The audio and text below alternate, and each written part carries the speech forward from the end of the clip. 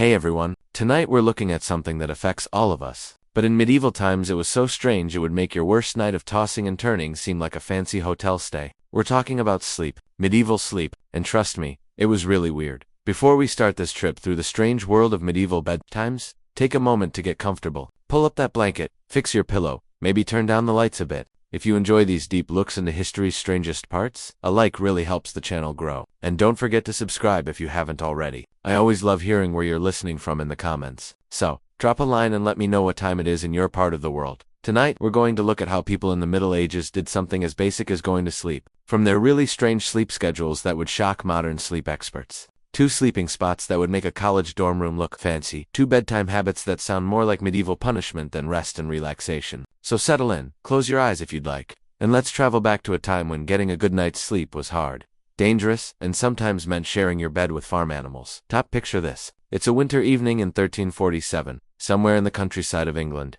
The sun has set, which means it's probably around 4 p.m. because medieval winters were basically long periods of darkness broken up by short moments of dim daylight. You're getting ready for bed, but you're not planning to sleep until morning like a normal person. No, you're about to start what medieval people thought was perfectly normal, a 2-part sleep system that would make modern sleep doctors question everything they know about human rest. But evil people didn't sleep the way we do. They didn't fall into bed at 11 p.m. and hope to wake up 8 hours later feeling refreshed. Instead, they did something called segmented sleep or divided sleep. And it was exactly as strange as it sounds. Here's how it worked. As soon as darkness came, people would go to bed for what they called first sleep. This wasn't because they were really tired or because there was nothing else to do, though both were often true. It was because light was expensive, heat was hard to get, and fun things to do were limited to whatever stories Uncle Wilhelm could remember from the last traveling musician. First sleep lasted about 4 hours. Just 4 hours. Then somewhere between midnight and 2 a.m., people would wake up, not because of a crying baby or needing the bathroom, though those definitely happened. They woke up because their bodies were trained to wake up. This awake period had a name, the watch. The watch wasn't thought of as a sleep problem or a sign of poor health. It was the schedule. During this midnight break, medieval people would do the most amazing things. They'd pray naturally because prayer was woven into every part of medieval life, like a thread through cloth. They'd take care of their fires, checking to make sure the hot coals hadn't died completely and that nothing that could catch fire had caught a spark. They'd check on their animals because farm animals weren't just possessions in the medieval world. They were like savings accounts with legs. A dead cow meant money disaster. A sick pig meant no bacon come winter. So, people would go into the cold darkness, often barefoot, to make sure their 4-legged moneymakers were still breathing. But here's where it gets really interesting. Medieval medical books and marriage guides specifically said the watch period was good for intimate relations. The thinking, according to learned doctors of the time, was that people were rested from first sleep, but not yet heavy with the sleepiness that would come with second sleep. They were supposedly in the perfect state of mind and body for what medieval writers politely called conjugal duties. Think about that for a moment. These people scheduled romance for the middle of the night in freezing cold bedrooms after getting up to check on goats. Medieval marriage advice was apparently written by people who had never enjoyed the simple pleasure of sleeping through the night. The watch period usually lasted 1 to 2 hours. Though in winter it might go longer because, frankly, what else were you going to do in the middle of a freezing medieval night? Some people would read by candlelight, if they could read and could afford candles. Both big assumptions in medieval times. Others would lie in bed talking to their sleeping partners. And yes, we'll get to the horror of medieval sleeping arrangements later. Religious people used this time for extra prayers. Monks had an entire church service called matins planned specifically for the middle of the night. Picture this. At 2 a.m., bells would ring throughout monasteries, and dozens of monks would shuffle out of their sleeping rooms in rough wool robes, walk to a stone chapel with no heating, and spend an hour chanting Latin prayers while their breath formed visible clouds in the freezing air. Then they'd shuffle back to bed for round 2 of sleep because apparently, medieval monks thought regular sleep was too easy and needed to add a religious service to really make it challenging. After the watch period ended, people would settle back into what they called second sleep, which would last until sunrise. This meant that a full night's rest was actually 2 separate chunks of sleep with an awake period in between, like a sleep sandwich with a layer of being awake in the middle. This wasn't just some weird habit done by a few strange medieval villages. Segmented sleep was written about across all of medieval Europe. French texts talk about premier somme and second. Some Italian sources mention primo sonno and secondo sonno. German manuscripts describe Schlafensweiter sloth even as late as Shakespeare's time. Mentions of first and second sleep appear casually in writing, suggesting that educated audiences understood these terms without explanation. But why did medieval people sleep this way? The simple answer is that they didn't really have a choice. Before artificial lighting, human sleep patterns were completely controlled by natural light cycles. In winter, nights could last 14 hours or more. Trying to sleep straight through that entire period wasn't just hard, it was naturally unnatural. Modern sleep researchers have actually studied this. When people are kept away from artificial light and electric clocks placed in settings that copy medieval lighting conditions, they naturally develop segmented sleep patterns remarkably similar to what medieval people practiced. The human body, it turns out, may be wired for divided sleep when not influenced by modern lighting. The change between first and second sleep wasn't always smooth. Medieval texts describe people who had trouble falling back asleep during the watch period. These unfortunate souls would lie awake for hours, staring into the darkness, thinking about their sins, worrying about their crops, or wondering if that suspicious cough from the cow meant coming money disaster. Medieval insomnia was just as real as modern insomnia, except the solutions were prayer, herbal medicines that were probably more dangerous than helpful, and sometimes more prayer. Some people never fully got used to segmented sleep. Chronicles describe individuals who would sleep straight through both periods, much to the worry of their families. Oversleeping was thought of as a sign of laziness, sickness, or moral weakness. If you couldn't wake up for the watch, you were either dying or lacking in character.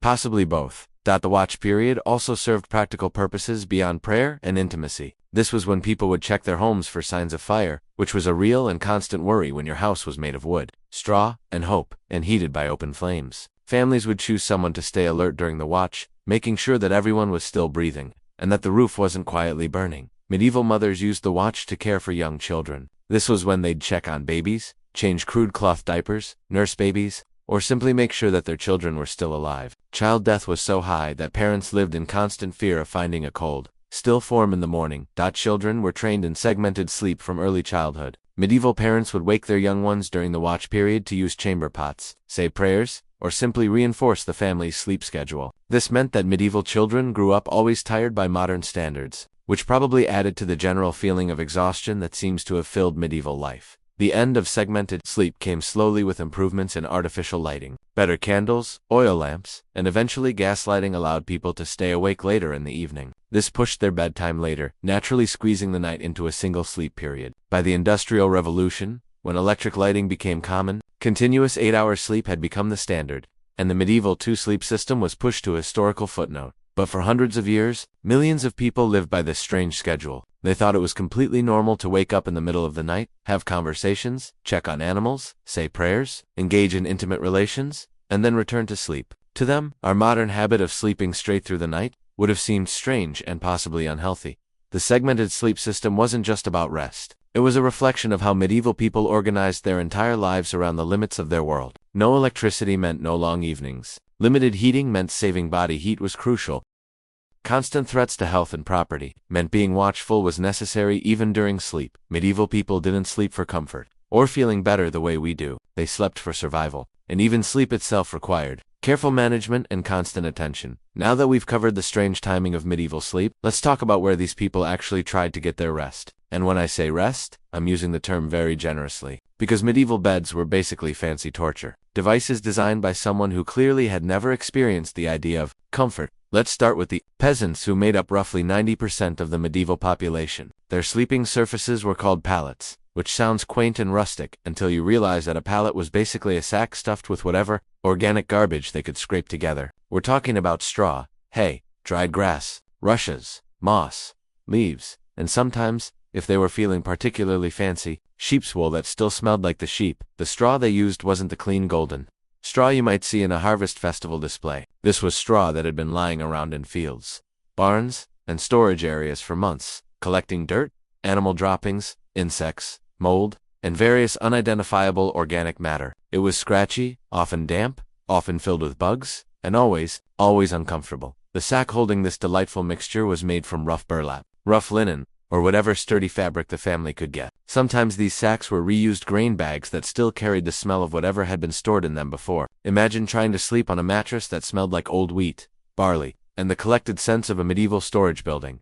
Here's where things get truly unpleasant. These pallets were rarely changed or refreshed. Straw was valuable, and replacing mattress filling wasn't something you did casually. Families might use the same straw for months, even entire seasons. Over time, the filling would press down into hard, lumpy masses. It would begin to rot, creating a kind of compost situation right underneath sleeping bodies. The straw would become home to entire communities of insects, rodents, and tiny organisms. The insect situation deserves special attention because it was truly horrible. Medieval mattresses were five-star hotels for fleas, lice, bedbugs, and various other parasites that treated human blood like an all-night buffet. Fleas were so common in medieval bedding that they were simply accepted as part of the sleeping experience. People would go to bed knowing they'd wake up covered in fresh flea bites, and there wasn't much they could do about it except scratch and deal with it. Bedbugs were somehow even worse than fleas. These clever little vampires would dig deep into the straw during daylight hours, then come out at night to feast on sleeping humans. Medieval people would wake up covered in welts and sores, but they didn't have modern pest control methods.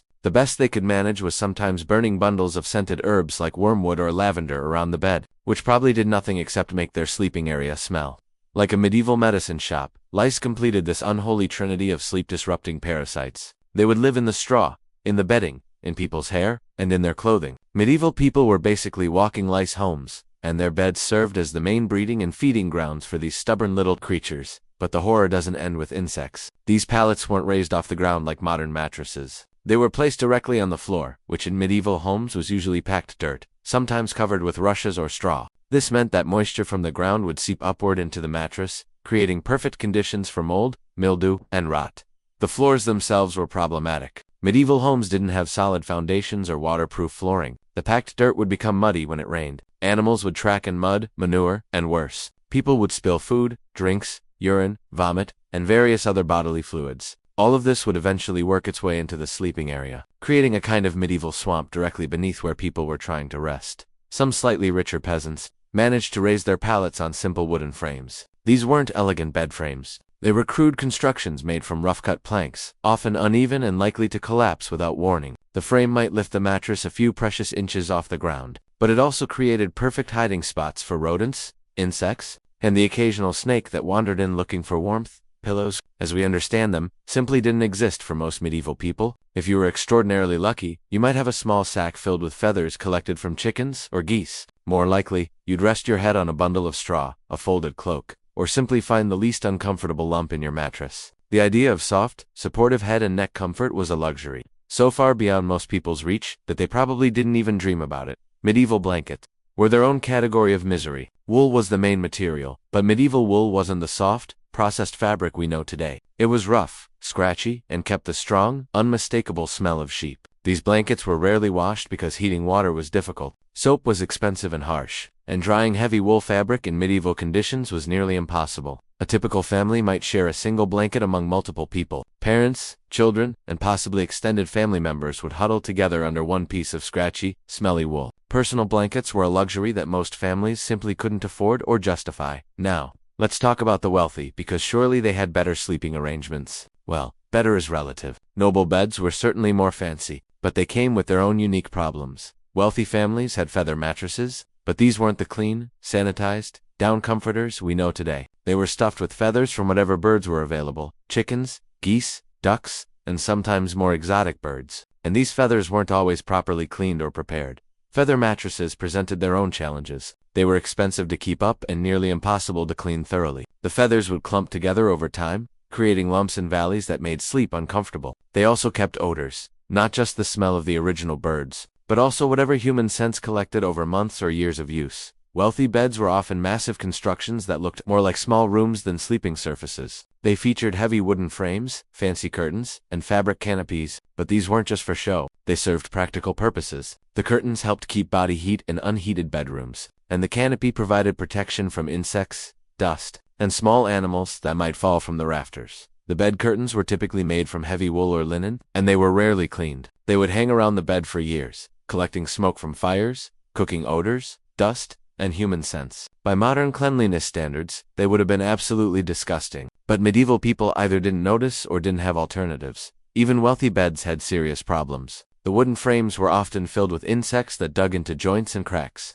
The fancy construction made thorough cleaning nearly impossible. Servants might change the sheets sometimes, but the underlying structure remained a breeding ground for pests and bacteria. Medieval sheets, when they existed at all, were made from rough, scratchy linen. They weren't the smooth, comfortable fabrics we're used to. They were rough textiles that would rub against skin and catch on anything slightly rough. Washing them required significant time and effort, so they weren't changed often. A wealthy family might change their sheets a few times per year, which was considered quite fancy. The idea of matching bedroom sets didn't exist. A medieval bed might feature a random collection of fabrics, colors, and textures, all chosen for practical rather than pretty reasons. How well it worked was more important than beauty, and even how well it worked was often questionable. Bed care was a constant struggle that required significant time and effort. Straw mattresses had to be regularly shaken and turned to prevent too much pressing down. Feather mattresses needed regular fluffing and spreading out. Wooden frames required checking for insect damage and structural soundness. All bedding needed regular airing to prevent moisture buildup and odor buildup. Despite all these problems,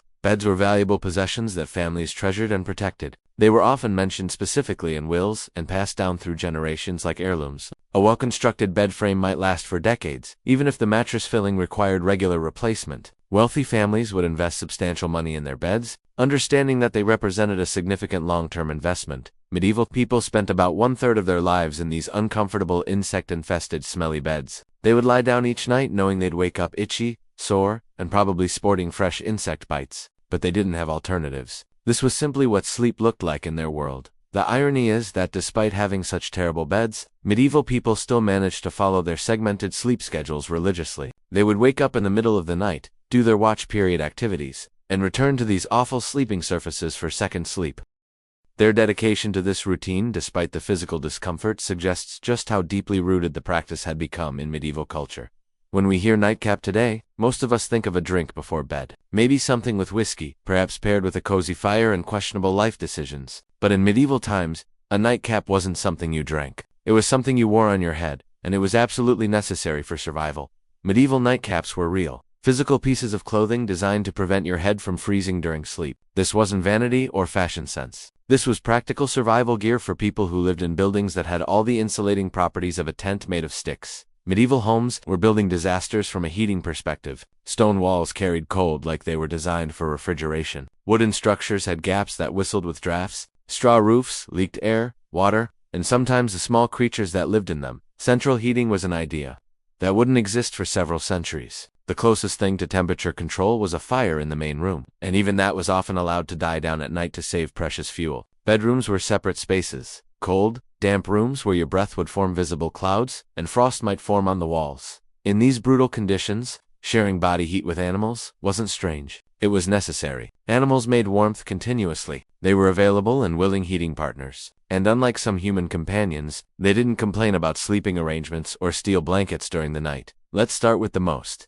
obvious animal companions: dogs. Medieval families often kept dogs for protection, hunting, and companionship. And these dogs frequently shared sleeping spaces with their human families. A large dog curled up against your back or legs could provide significant warmth during cold nights, working as a living, breathing heating pad that lasted all night. Medieval dogs weren't the pampered, regularly bathed pets we know today. They were working animals that spent their days outdoors, rolling in dirt, hunting vermin, and doing various activities that would shock modern pet owners. They brought their own collection of fleas, ticks, and other parasites to the sleeping arrangements, adding to the already impressive insect populations that lived in medieval bedding. But dogs were just the beginning. Peasant families frequently shared their sleeping spaces with chickens, which might seem bizarre until you consider the practical advantages. Chickens were valuable assets that needed protection from predators like foxes, weasels, and thieves. Bringing them indoors at night kept them safe while providing additional warmth for human sleepers. Chickens would roost in corners of the main room, sometimes on makeshift perches or platforms, sometimes simply finding comfortable spots on or near the family's sleeping area.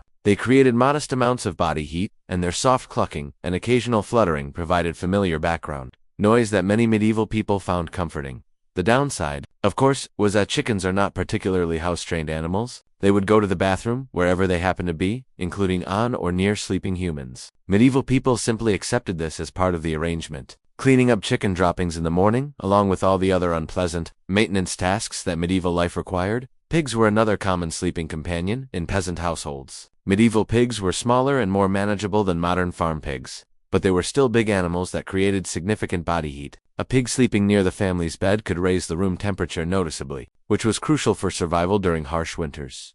Pigs were also valuable animals that needed protection from theft and predators. Like chickens, they were often brought indoors at night for security reasons. Unlike chickens, pigs were large enough to serve as effective heating systems for entire families. The obvious problem with pigs was that they were pigs. They were not clean animals by any reasonable standard. They made noise, they smelled distinctively, and they produced large amounts of waste. But medieval people put warmth and security over cleanliness and comfort. So, pig roommates were accepted as reasonable arrangements. Some families shared sleeping spaces with goats, which offered many of the same advantages as pigs, but with different challenges. Goats created warmth, needed protection from predators, and were valuable enough to justify bringing indoors. However, goats were more active and curious than pigs, more likely to wander around during the night, and capable of climbing onto sleeping surfaces where they might not be welcome. Cats were present in some medieval households, mainly for pest control rather than companionship. Medieval homes were filled with rats and mice that contaminated food supplies and damaged stored goods. Cats helped control these rodent populations,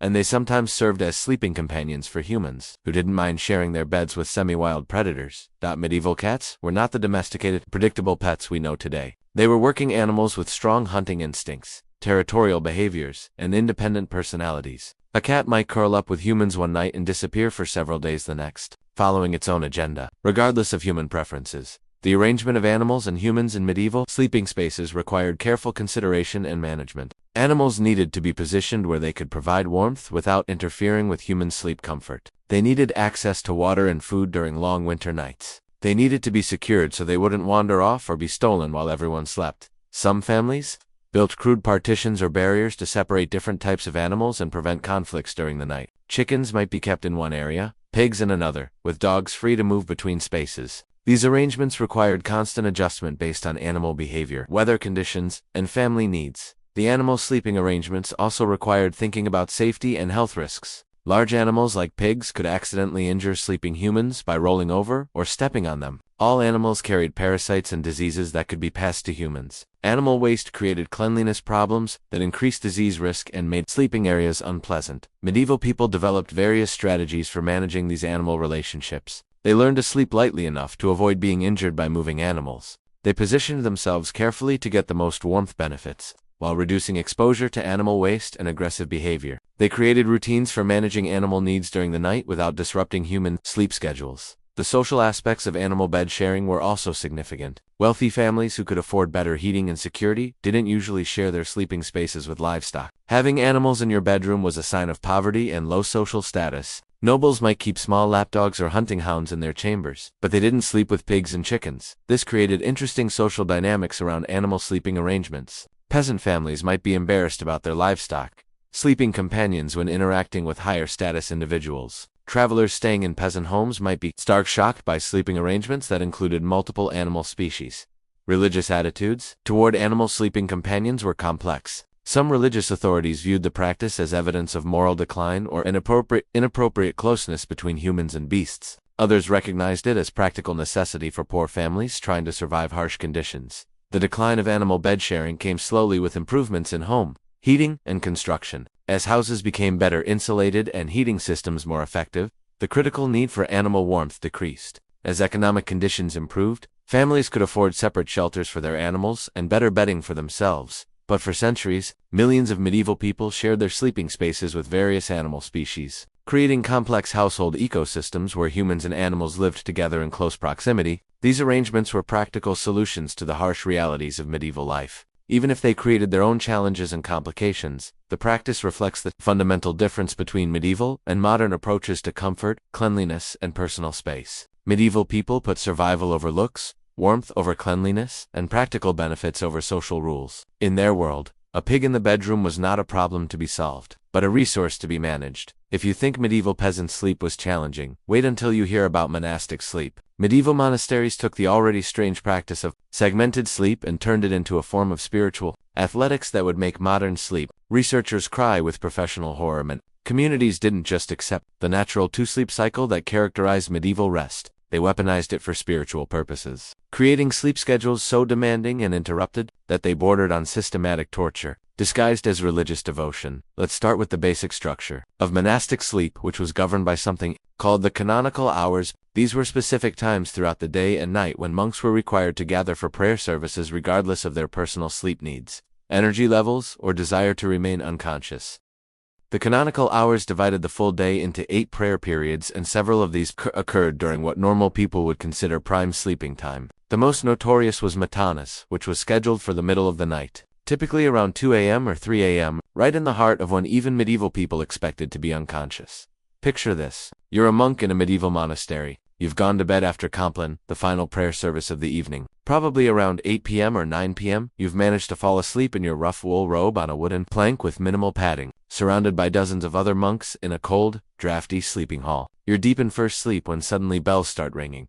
These aren't gentle, melodious chimes designed to ease you into wakefulness. These are loud, insistent bells specifically intended to wake up everyone in the monastery immediately. There's no snooze button, no gradual awakening, no time to lie in bed gathering your thoughts. The bells ring, and you get up immediately. Within minutes of the bells, dozens of monks would be stumbling out of their beds, pulling on sandals in the darkness and shuffling through cold stone corridors toward the chapel. There was no time to fully wake up, no opportunity to prepare mentally for the upcoming service. You went from deep sleep to active participation in religious ritual in a matter of minutes. The matin service could last anywhere from 1 to 2 hours depending on the specific religious order and the church calendar. During this time, monks would stand in unheated stone chapels chanting Latin prayers and psalms while their bodies struggled to stay alert and warm. The services were done by candlelight, which provided minimal light and no heat. After matins ended, monks would return to their sleeping halls for what was essentially second sleep. But this wasn't necessarily a comfortable return to rest. The interruption had been significant, long enough and stimulating enough that many monks had difficulty falling back asleep immediately. They might lie awake for long periods before achieving second sleep, reducing their total rest time even further. But matins wasn't the only middle-of-the-night disruption. Some monastic orders included additional nighttime services or extended matins into multiple parts with brief intervals between them. The most extreme communities might have monks awake for several hours during the middle of the night, turning the normal sleep period into a complex sequence of brief sleep periods interrupted by religious obligations. The monastic sleeping hall itself was designed to discourage comfort and promote spiritual discipline. Monks typically slept in large common rooms filled with individual beds or sleeping spaces. Privacy was minimal, comfort was actively discouraged, and heating was often non-existent. Individual sleeping spaces consisted of simple wooden platforms, sometimes with thin straw mattresses, but often with nothing more than rough blankets placed directly on wooden boards. Pillows were considered luxuries that interfered with spiritual discipline. Some monasteries provided hard blocks of wood for head support, while others expected monks to sleep without any head elevation at all. Monks slept fully clothed in their religious robes. This wasn't just about modesty or convenience. It was about spiritual readiness. They were supposed to be prepared to rise immediately for prayer services without taking time to dress. Sleeping naked or in specialized sleeping garments was considered spiritually inappropriate and practically impractical. The clothing itself was uncomfortable for sleeping. Monastic robes were made from rough, scratchy wool that rubbed against skin during movement. The robes were designed for durability and humility, not comfort. Sleeping in these garments meant accepting chronic discomfort as part of spiritual discipline. Silence was enforced in monastic sleeping halls with strictness that would impress modern military drill sergeants. Monks were forbidden to speak during sleep hours except in genuine emergencies. Snoring, talking in sleep, or other nighttime sounds that disturbed fellow monks could result in disciplinary action. The silence rule extended to movement and other activities. Monks were expected to move quietly, avoid unnecessary sounds, and minimize disruption to others' sleep. This created an atmosphere of forced quiet that some found peaceful, but others experienced as oppressive and anxiety-inducing. Some monastic orders took sleep deprivation to even more extreme levels. Certain communities practiced deliberate sleep restriction as a form of spiritual discipline, believing that excessive sleep indicated laziness, or insufficient dedication to religious life. These extreme orders might reduce sleep time below what was necessary for basic health, expecting monks to work on 4 or 5 hours of sleep per night while maintaining full schedules of prayer, work, study, and religious services. Monks who struggled with these schedules were often viewed as spiritually weak rather than physically exhausted. The most extreme communities sometimes encouraged monks to sleep sitting upright or in other uncomfortable positions that prevented deep restorative sleep. The theory was that comfortable sleep led to spiritual laziness while uncomfortable sleep maintained proper focus on spiritual rather than physical concerns. Individual monks who showed signs of sleep deprivation, difficulty concentrating during prayers, falling asleep during services, or reduced work capacity were often assigned additional spiritual exercises rather than additional rest. The assumption was that these problems showed spiritual rather than physical weaknesses. Some monastic orders included special sleep-related punishments for monks who were thought to be too fond of sleep or rest. These might include sleeping on particularly uncomfortable surfaces, reducing sleep time further, or performing additional nighttime prayer vigils that removed sleep entirely for long periods. The health consequences of monastic sleep schedules were significant and largely ignored. Chronic sleep deprivation affected immune function, thinking performance, emotional control, and physical health. Many monks developed chronic fatigue, depression, anxiety, and various physical ailments that were directly related to inadequate rest. But these health problems were often interpreted through spiritual rather than medical frameworks. A monk who became ill from sleep deprivation might be seen as being tested by God, purified through suffering, or revealing hidden spiritual weaknesses that required additional discipline.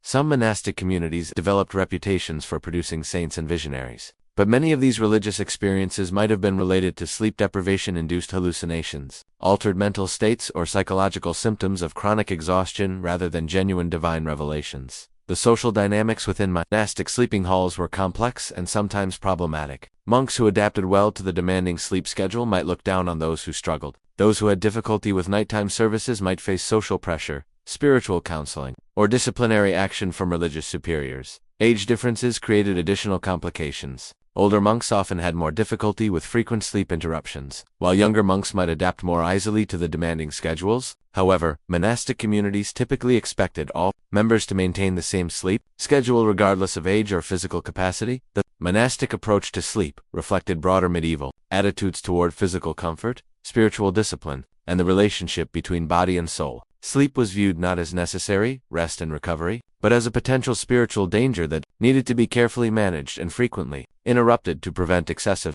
attachment to physical pleasure. This attitude toward sleep persisted in some monastic communities well into the modern era, though most religious orders eventually modified their schedules to allow for more adequate rest. The extreme sleep deprivation practices of medieval monasteries remain as historical examples of how religious ideology could override basic human needs. The monastic sleep experience represents one of the most systematically demanding approaches to rest in human history, turning the natural challenge of medieval sleep into an even more complex spiritual and physical endurance test that few modern people could survive for long periods. When we talk about medieval sleep, we can't ignore the fundamental reality that shaped every aspect of how people rested. The absolute impenetrable darkness that covered their world every single night. Modern people have no concept of true darkness because we live in a world of electric lights, street lamps, car headlights, and the constant glow of electronic devices. Even our dark nights are filled with artificial light, pollution that makes true blackness almost impossible to experience. Medieval people lived in a world where sunset meant the beginning of a darkness so complete and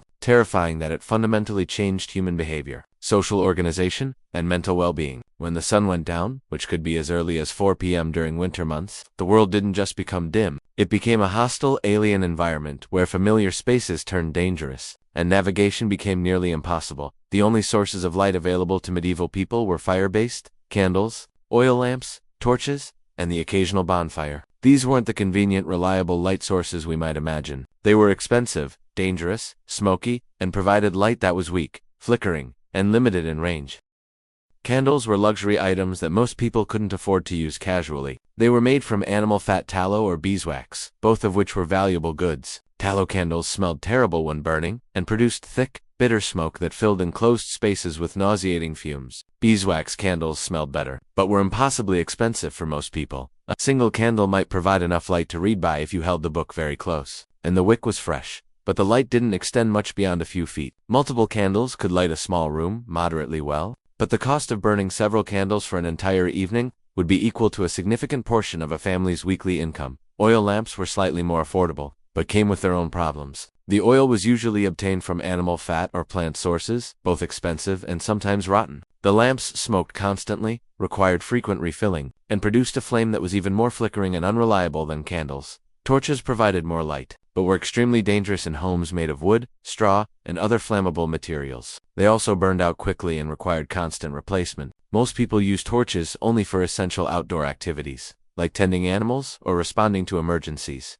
This meant that for practical purposes, most medieval people lived by a schedule that was entirely determined by natural light. When the sun set, productive activities essentially stopped. There was no evening entertainment, no nighttime socializing, no after-dark work or study. People went to bed shortly after sunset, not because they were tired, but because there was literally nothing else they could reasonably do. The psychological impact of this darkness was enormous. Modern people who have never experienced true darkness often underestimate how disorienting and frightening it can be. In complete darkness, familiar spaces become alien landscapes. A room you know perfectly, well in daylight, becomes a maze of obstacles and potential dangers when you can't see your own hand in front of your face. Medieval people developed various strategies for navigating in darkness, but these were limited and risky. They might feel along walls, follow familiar paths by memory, or use the weak light from dying fires to provide minimal guidance. but any movement in complete darkness carried the risk of injury from furniture, stairs, holes in floors, or other hazards. The darkness also created security problems that modern people rarely consider.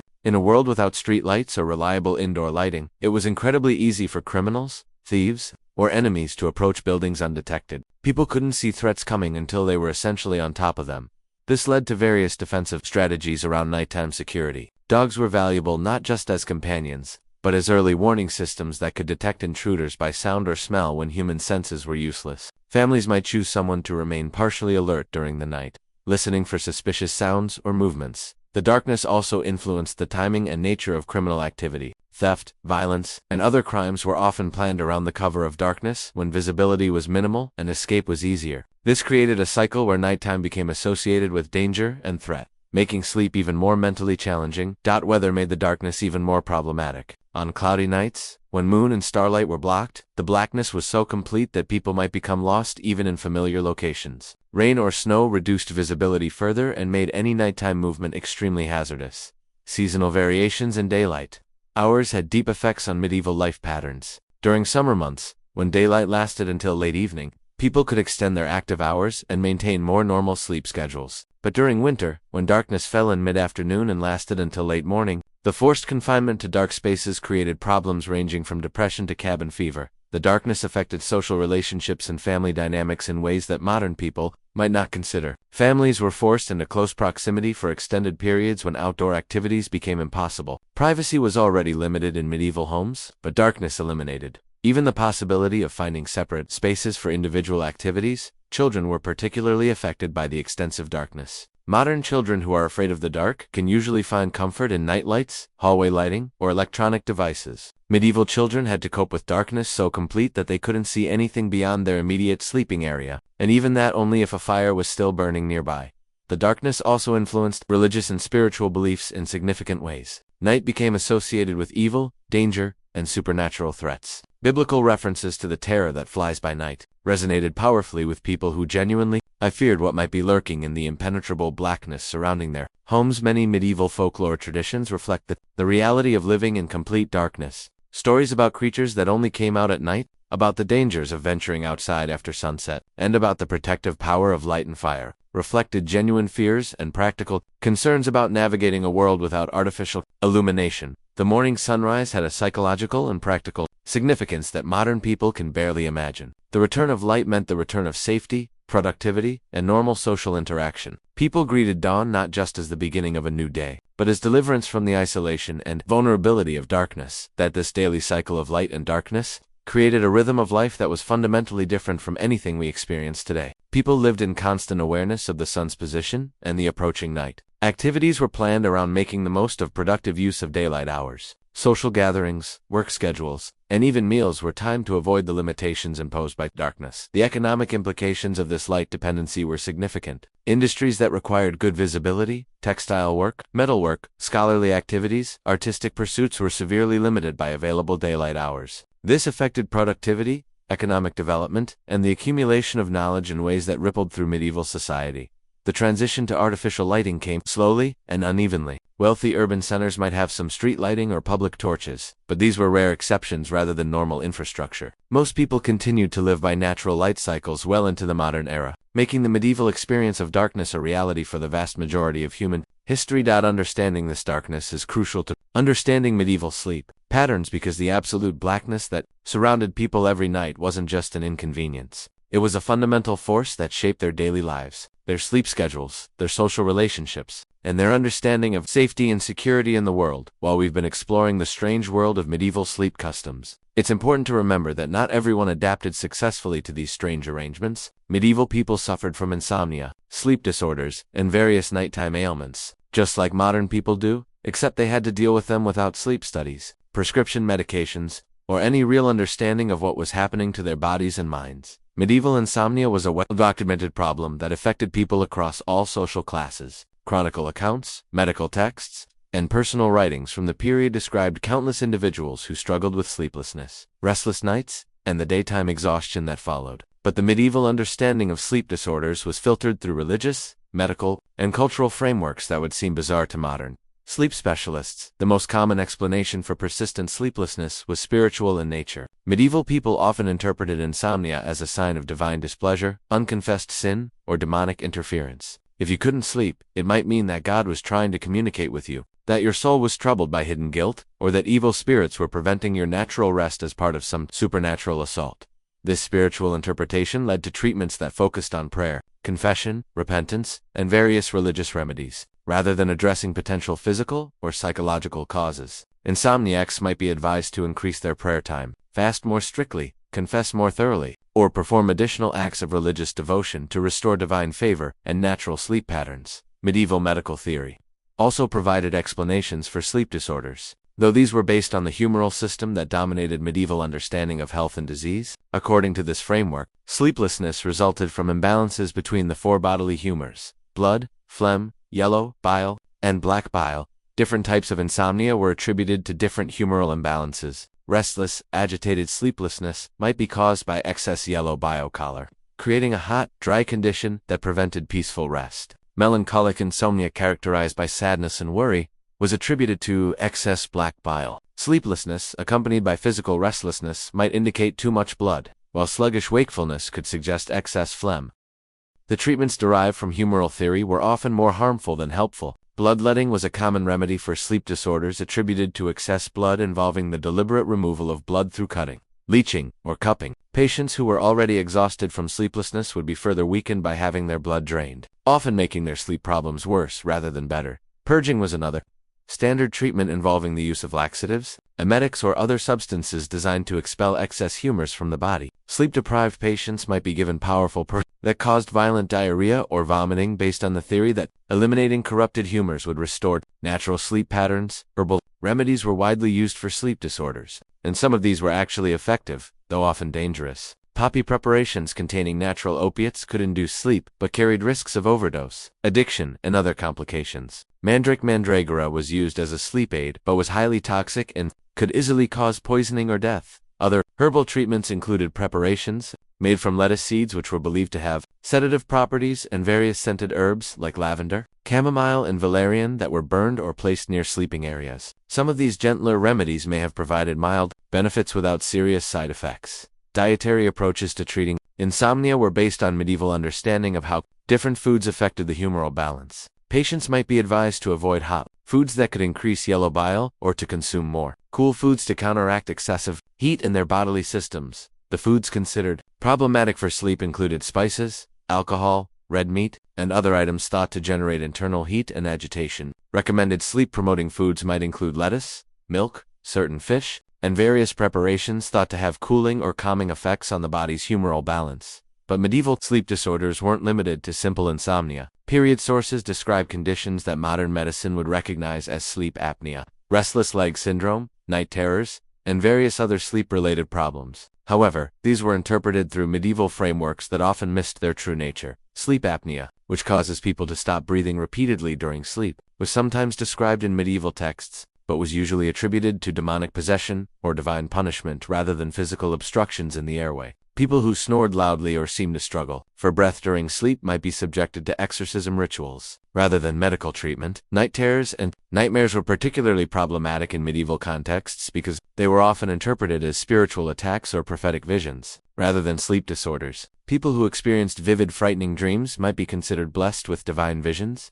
cursed with demonic communications or suffering with spiritual conditions that required religious rather than medical intervention. Sleepwalking presented special challenges in medieval communities because it was often viewed as evidence of supernatural influence. People who wandered around at night while unconscious were sometimes thought to be possessed, bewitched, or receiving divine communications that compelled them to move without conscious awareness. The treatments for sleepwalking ranged from the practical to the bizarre. Some families simply tied sleepwalkers to their beds to prevent nighttime wandering. Others tried various protective charms, religious rituals, or exorcism procedures to address what they perceived as supernatural causes. Medieval children who experienced sleep disorders faced particular challenges because childhood sleep problems were often attributed to moral failings, spiritual weaknesses, or demonic influences. A child who couldn't sleep might be seen as particularly susceptible to evil influences or lacking in spiritual discipline despite their young age. The social implications of sleep disorders in medieval communities were significant.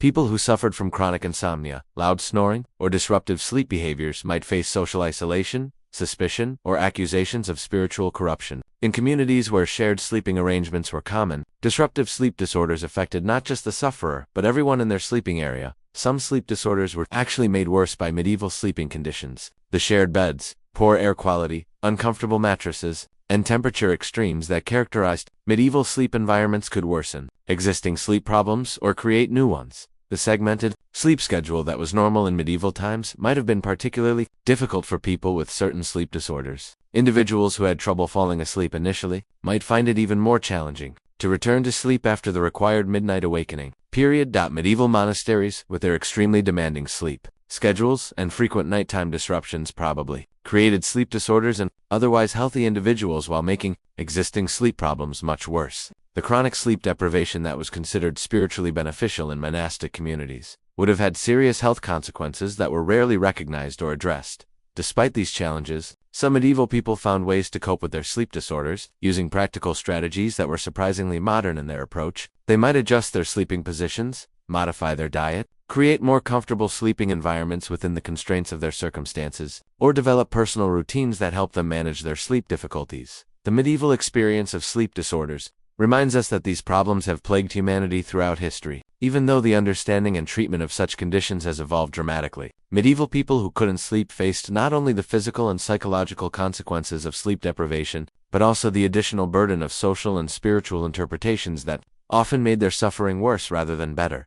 We've covered the sleep challenges faced by peasants, monks, and ordinary medieval people, but there was one group whose sleeping arrangements were so strange and uncomfortable that they deserve special attention: knights and soldiers who sometimes had to sleep while wearing armor. This wasn't a regular occurrence, but during military campaigns, sieges, and other dangerous situations, medieval warriors faced the challenge of getting rest while wearing up to 60 pounds of metal protection.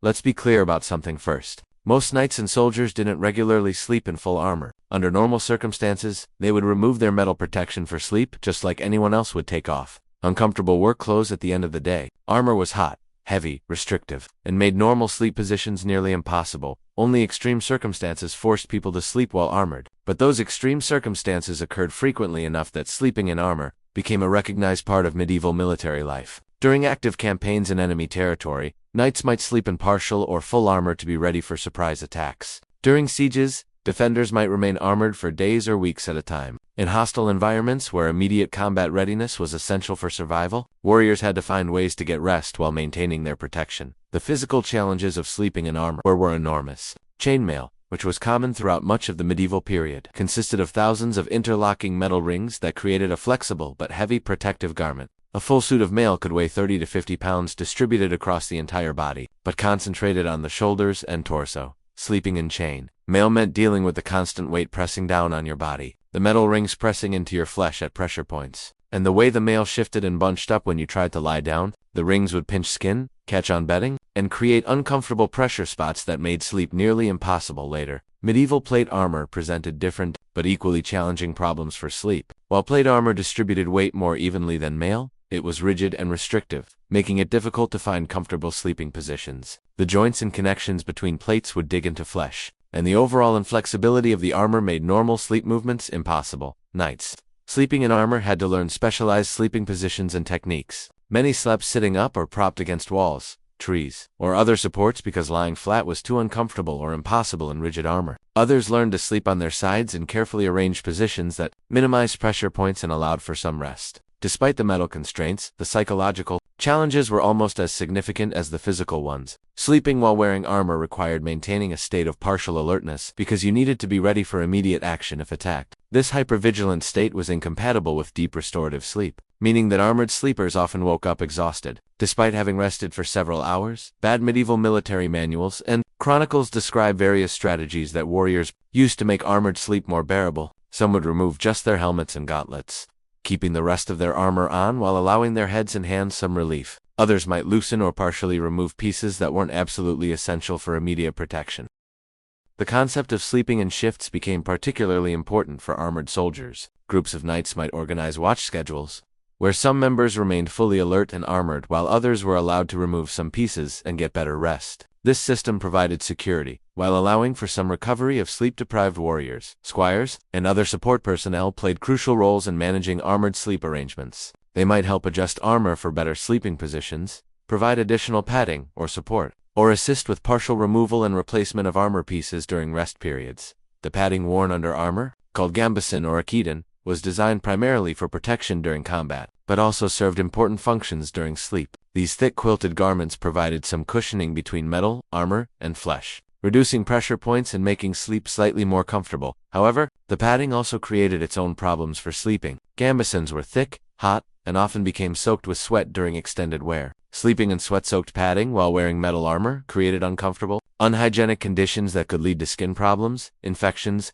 and other health issues. Medieval siege warfare created some of the most challenging armored sleeping situations. During extended sieges that might last weeks or months, defenders might remain partially or fully armored for long periods, sleeping in shifts while maintaining constant readiness for assault. The psychological stress of siege conditions combined with the physical discomfort of armored sleep and the constant threat of attack created extreme sleep deprivation that affected decision-making, reaction times, and overall military effectiveness. Historical accounts describe siege defenders becoming increasingly irrational and prone to errors as prolonged sleep deprivation took its toll. Crusading armies faced particular challenges with armored sleep because they were operating in unfamiliar territories, often with limited supplies and support. Knights on crusade might sleep in armor for weeks at a time while traveling through hostile regions or during extended military campaigns. The climate conditions encountered during crusades made armored sleep even more challenging. Hot desert environments turned metal armor into ovens that made sleep nearly impossible, while cold, wet conditions created different but equally uncomfortable sleeping situations for armored warriors. Weather considerations significantly affected armored sleep strategies. Rain could make armor slippery and uncomfortable while also soaking through padding and creating rust problems. Cold weather made metal armor painfully cold to wear, while hot weather turned it into a wearable furnace that made sleep almost impossible. Some medieval soldiers developed personal modifications to their armor that made sleep more bearable.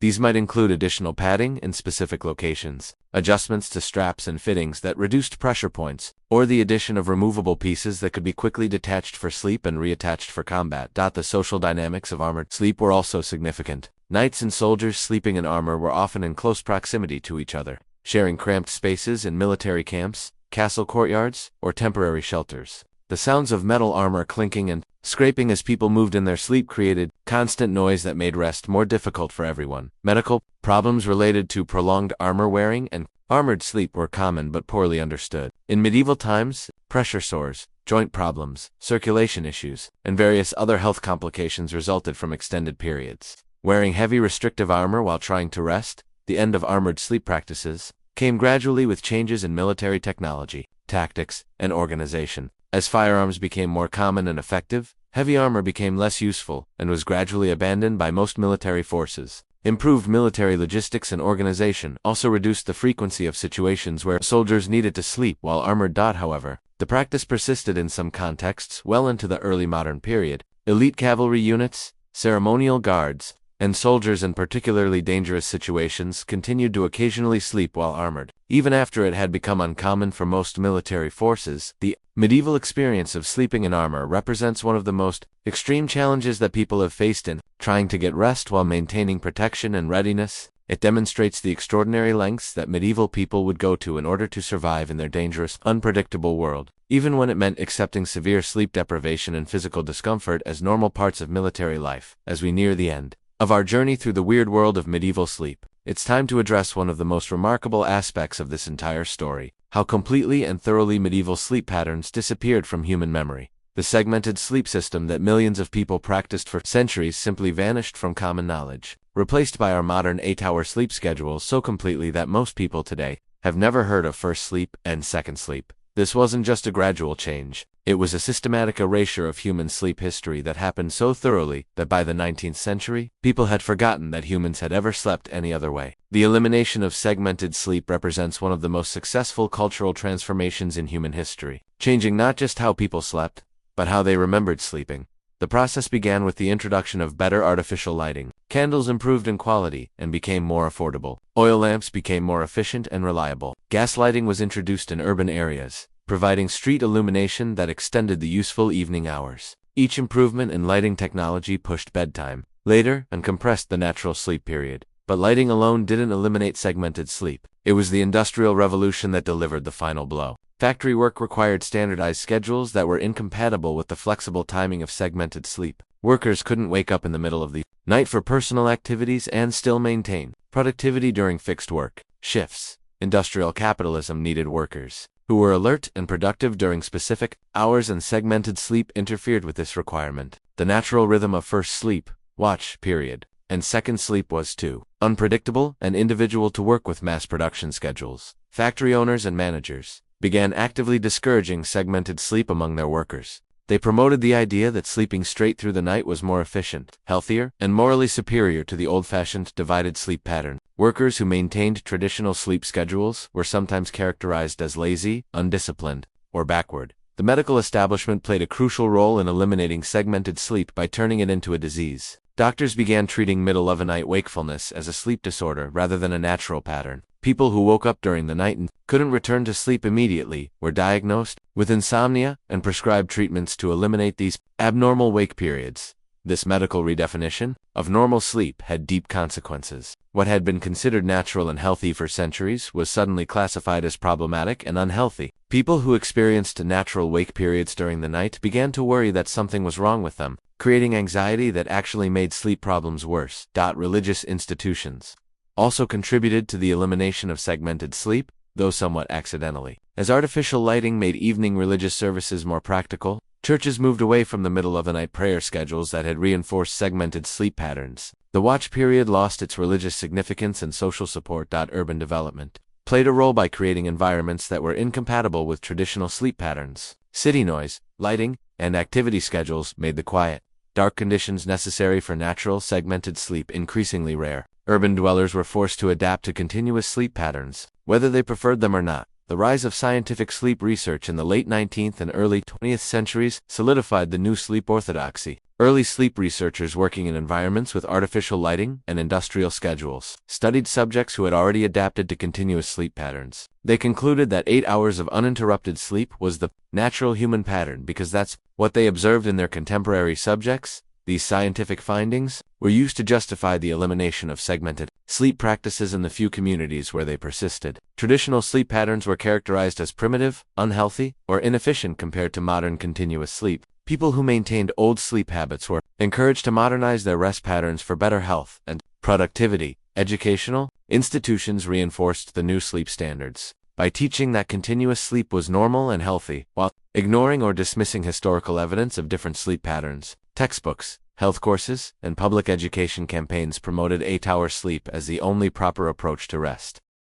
The transformation was so thorough that by the mid-20th century, most people genuinely believed that humans had always slept in single, continuous periods. Historical references to first sleep and second sleep were dismissed as anomalies, misunderstood metaphors, or evidence of primitive sleep disorders rather than normal patterns. Popular culture played a role by consistently portraying continuous sleep as normal and natural. Books, movies, television shows, and other media always showed people going to bed at night and waking up in the morning, without middle-of-the-night activities. Segmented sleep disappeared from cultural representation as completely as it had from actual practice. The pharmaceutical industry had strong incentives to maintain the continuous sleep model because it created markets for sleep aids and treatments. If middle-of-the-night wakefulness was defined as abnormal, then people who experienced it naturally would seek medical treatments to eliminate it. This created ongoing demand for sleep medications and related products. Modern sleep medicine became invested in the continuous sleep model to such a degree that evidence of natural segmented sleep patterns was actively dismissed or reinterpreted. When sleep researchers occasionally encountered subjects who naturally segmented their sleep,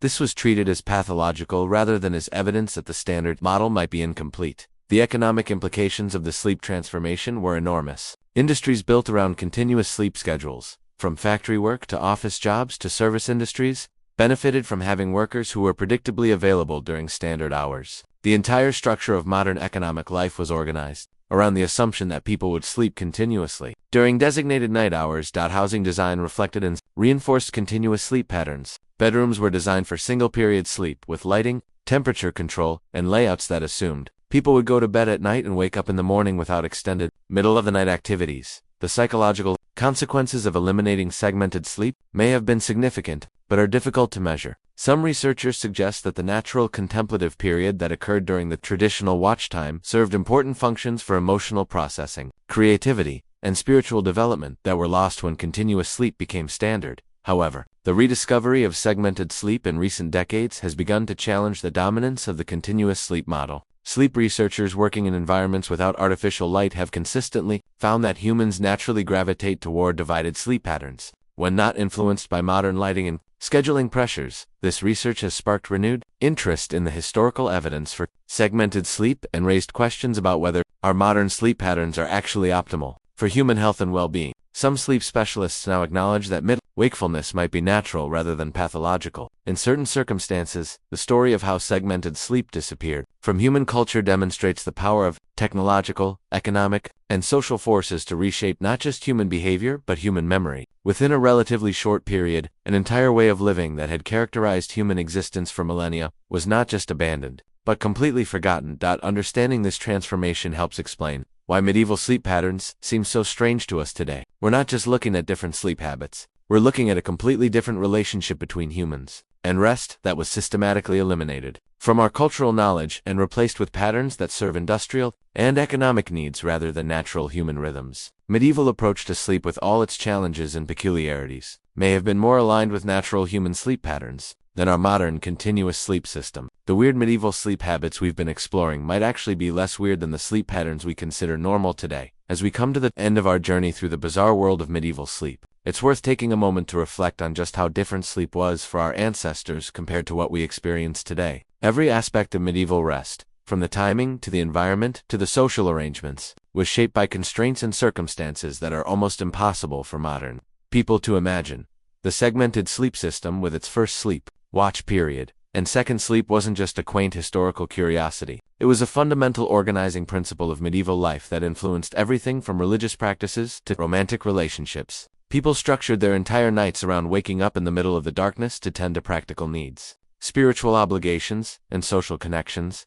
The beds they slept in were combinations of organic waste, parasites, and minimal comfort that would horrify modern health inspectors. Yet, medieval people spent 1/3 of their lives in these insect-infested, uncomfortable arrangements because they had no alternatives. They adapted to sleeping on straw pallets with fleas and lice because survival required making the best of whatever resources were available. The darkness that surrounded medieval sleep was complete and terrifying in ways that people living with electric lighting can barely comprehend. When the sun went down, the world became a hostile, alien environment where familiar spaces turned dangerous and navigation became nearly impossible. This fundamental reality shaped everything about how medieval people approached rest and recovery. Medieval people shared their sleeping spaces with family members, strangers, and livestock in arrangements that prioritized warmth and security over privacy and comfort. They wore pointed woolen caps to prevent their heads from freezing, slept in their daily clothes, and accepted discomfort as a normal part of the rest experience. Their bedtime preparations involved extensive spiritual rituals designed to protect their souls during the vulnerable hours of sleep. They went to bed each night knowing that death was a real possibility and that their dreams might contain crucial messages from supernatural forces. Sleep wasn't just about physical rest.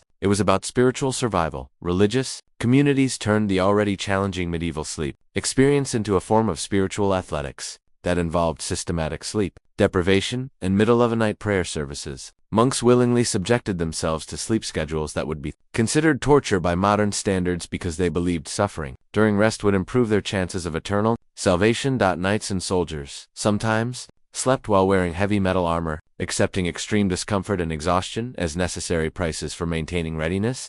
During dangerous military campaigns, they developed specialized techniques for getting rest while encased in protective gear that weighed dozens of pounds and made normal sleep positions impossible. Throughout all of these challenges, medieval people maintained their sleep schedules and adapted to their circumstances with remarkable resilience. They found ways to get rest, despite insects, cold, darkness, discomfort, and constant threats to their safety and security. They developed social customs and survival strategies that allowed them to function despite sleep conditions that would defeat most modern people. Perhaps most remarkably, this entire way of life disappeared so completely from human memory that by the 19th century, people had forgotten that humans had ever slept differently. The transformation from segmented to continuous sleep happened so thoroughly that historical evidence of different sleep patterns was dismissed as anomaly, rather than recognized as normal human behavior. The medieval sleep Experience reminds us that what we consider natural human behavior is often heavily influenced by technological, economic, and social circumstances. Our modern 8-hour continuous sleep schedule isn't necessarily more natural or healthy than medieval segmented sleep. It's just better adapted to industrial work, schedules, and electric lighting. Understanding medieval sleep also helps us appreciate the remarkable improvements in human comfort and security that have occurred over the centuries. We sleep in pest-free environments with temperature control, artificial lighting, comfortable bedding, and medical understanding that would have seemed miraculous to medieval people. But the medieval approach to sleep also offers some lessons that might be relevant to modern sleep problems. The acceptance of middle-of-the-night wakefulness as natural rather than pathological, the integration of rest with spiritual and social practices, and the recognition that sleep serves purposes beyond just physical recovery are insights that contemporary sleep medicine is beginning to rediscover. The weird world of medieval sleep was shaped by necessity, survival, and adaptation to harsh circumstances rather than comfort and convenience. People made the best of difficult situations and found ways to get rest, despite conditions that would be considered intolerable today. Their sleep experiences were weird, by modern standards, but they were also remarkably human. Medieval people worried about their safety during sleep, struggled with insomnia and nightmares, sought comfort and warmth, and tried to make the best of their circumstances just like people do today. As you settle into your comfortable, tea-free temperature-controlled bedroom tonight, take a moment to appreciate how different your sleep experience is from that of your medieval ancestors. Your soft mattress, clean sheets, electric lighting, and uninterrupted 8-hour rest schedule represent improvements in human comfort that took centuries to develop. But also remember that those medieval people sleeping on straw pallets with fleas and lice, waking up in the middle of the night to check on their animals and say their prayers, were doing their best to survive and thrive in their challenging world. Their weird sleep habits weren't just curiosities, they were practical adaptations to circumstances that required remarkable resilience and creativity. Sleep well, modern people. Your ancestors earned it.